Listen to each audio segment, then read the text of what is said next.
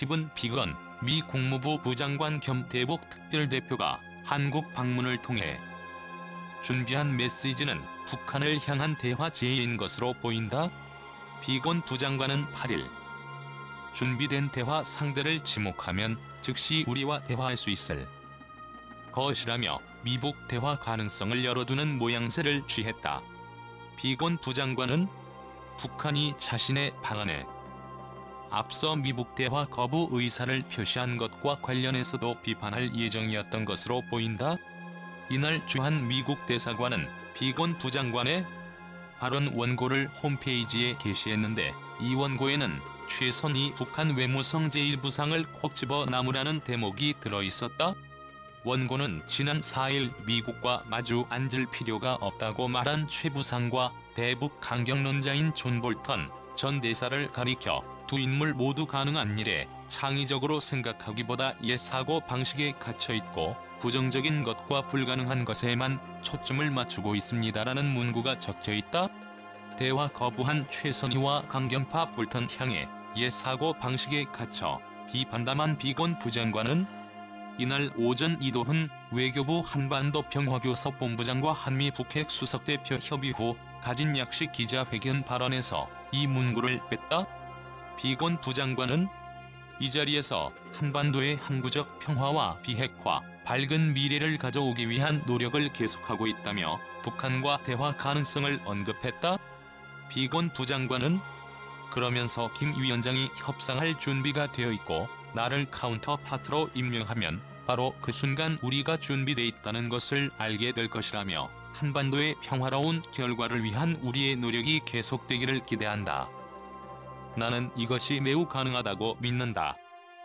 트럼프 대통령은 이런 노력을 계속할 수 있도록 전폭적 지지를 보내왔다고 강조했다. 이도훈 한반도 평화교섭 본부장은 유연한 입장을 언급하며 남북미 간 모종의 접촉 가능성을 내비쳤다. 이 본부장은 비건 대표를 접견한 뒤 우리는 현 상황에 비춰서 조속한 시일 내에 대화의 물꼬를 틀 수 있는 그런 방도에 대해 심도 있게 협의했다며 저는 문제 해결을 위해서는 대화와 협상만이 유일한 방법이고 이를 위해 한미는 조속한 재개를 위해 전력을 다해 나가야 한다는 점을 강조했다고 밝혔다. 이도훈 본부장 유연한 입장 확인 대화, 협상이 유일한 방법이 본부장은 이어 비건 대표는 북한과 대화 재개 시균형 잡힌 합의를 이루기 위해 유연한 입장을 가지고 있다는 점을 재확인했고 관련 노력을 지속해 나가겠다고 했다며 앞으로 한미 간 빈틈 없는 공조체제를 유지하고 중국, 일본, 러시아 등 주변 국가 국제사회와 긴밀하게 소통해 나가기로 했다고 밝혔다. 이 본부장은 다만 대북 제재 완화를 검토하는지 여부를 묻는 질문에는 아무런 대답을 하지 않았다. 외교가 일각에서는 남북미 간 정상회담 재개 가능성을 조심스럽게 점친다. 문재인 대통령과 트럼프 대통령 모두 국내 지지율이 예전만 못한 상황에서 돌파구 중 하나로 삼을 만한 요인이 충분하기 때문이다.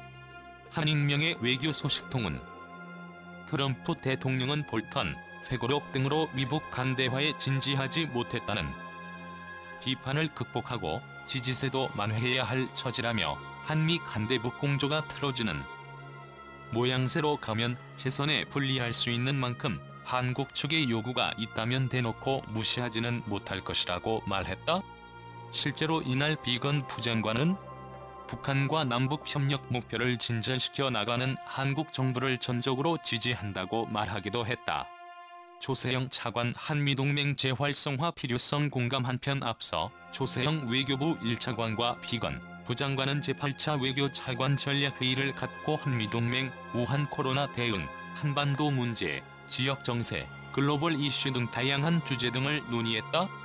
조 차관은 회의를 마친 뒤 가진 기자회견에서 한미동맹 관련해서는 지난해 비건 부장관이 언급한 한미동맹의 재활성화 필요성에 대해 저도 공감한다는 말씀드렸다며 비건 부장관과 저는 한미동맹이 6.25 전쟁 이후 지난 70년간 한반도와 동북아의 평화와 안정의 핵심 축으로서의 역할을 하면서 끊임없이 진화하고 발전했다는 점을 평가했다고 밝혔다.